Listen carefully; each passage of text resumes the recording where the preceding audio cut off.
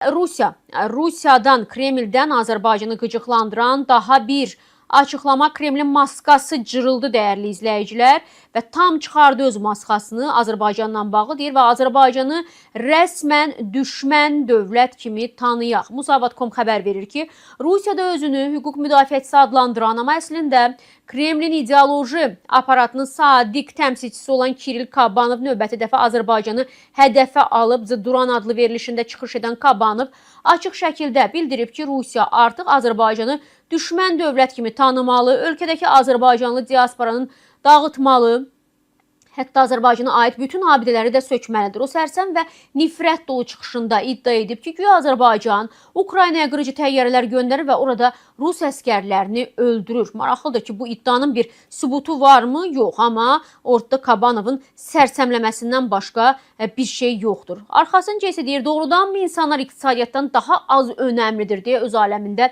etiraz da edir. Kabanov bununla da kifayətlənmir. Rusiyadakı Azərbaycan diasporunu açıq şəkildə hədəfə alaraq mədəniyyətlə məşğul olan, siyasətə qarışmayan və mədəniyyətlə məşğul olun, siyasətə qarışmayın, çünki onlar başqa dövlətin maraqlarını müdafiə edirlər kimi ifadələrlə də millətimizi aşağılayıb. Və bu açıqlama tək bir şəxsin emosional bəyanatı deyil, dəyərli izləyicilər. Bu Kreml ideoloqlarının planlı bir xəttidir və Kabanovun çıxışı Rusiyanın daxilində getdikcə güclənən anti-Azərbaycan ritorikasının da bir parçasıdır. Kremlin idarə etdiyi ideoloji hücum xəttinə gəlincə isə əslində Kabanovun bu ritorikası Moskvanın təbliğat maşınının bir parçasıdır. Bu tip dırnaqarası vətənpərvər görünüşlü ideoloqlar birbaşa Kremlin daxili siyasət və ideoloji müharibə kuratoru Sergey Kiriyenko tərəfindən yönləndirilir. Məqsəd isə aydındır. Azərbaycan dövlətinə qarşı informasiya təzyiqini artırmaq, ictimai rəyə təsir göstərmək və Moskvanın gələcək düşmənçilik addımlarına zəmin hazırlamaq. Bu artıq təkcə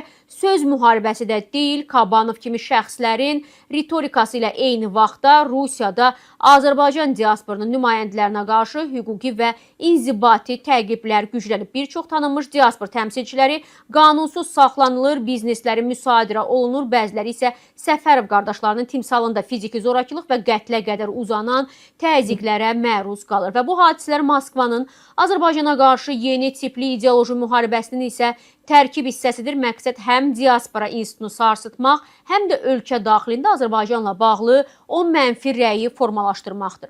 Və təyyarə hadisəsindən başlayan açıq düşmənçilik isə hal-hazırda ən pik həddə davam etməkdədir. 2024-cü ilin dekabrında Rusiyanın Müdafiə Nazirliyinə tabe qüvvələrin Qrozn üzərində Azərbaycan mülki aviasiyasına məxsus təyyarəsini vurması iki ölkə arasındakı münasibətlərin dönüş nöqtəsi oldu. O hadisə isə Moskvanın münasibətindəki maskanı tam şəkildə çıxardı. Üzr istəmək, kompensasiya ödəmək, günahkarları cəzalandırmaq əvəzinə Kreml əksinə anti-Azərbaycan ritorikasını sərtləşdirməyi seçdi.